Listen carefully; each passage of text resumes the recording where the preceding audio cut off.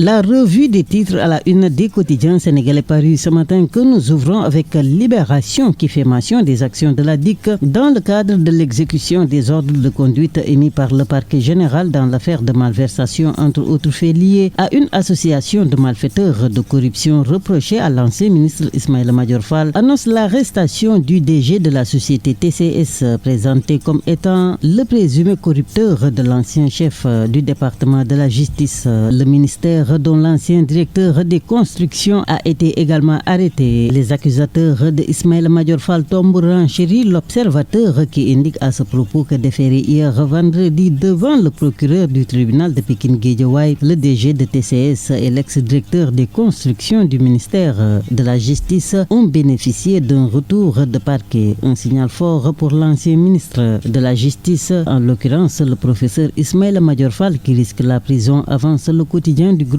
Futur Média. Pôle judiciaire financier racine une caution de 797 millions de francs CFA pour la liberté, informe ce matin plusieurs journaux dont Vox Populi. Divergence autour de la participation ou non au dialogue national. Sud Quotidien parle d'une opposition en rang dispersé. Et pour cause, note la publication à l'approche du dialogue national prévu le 28 mai. Les partis membres du Front pour la défense de la démocratie et de la République, nés en février dernier, peinent à s'entendre sur leur participation. Une cacophonie qui illustre une fois encore, souligne Sud Quotidien, les fragilités de l'opposition sénégalaise face aux grandes questions politiques.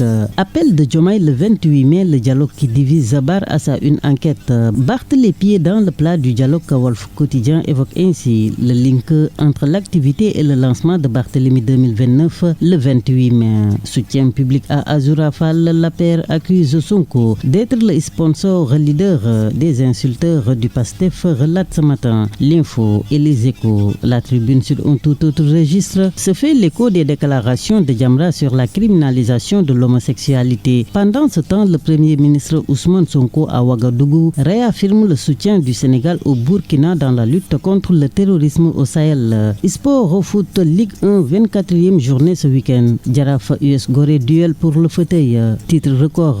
Et Rewmi Quotidien Sport Plus qui s'intéresse aux sportifs les mieux payés au monde, d'annoncer que Sadio Mané est le seul Africain dans le top 50.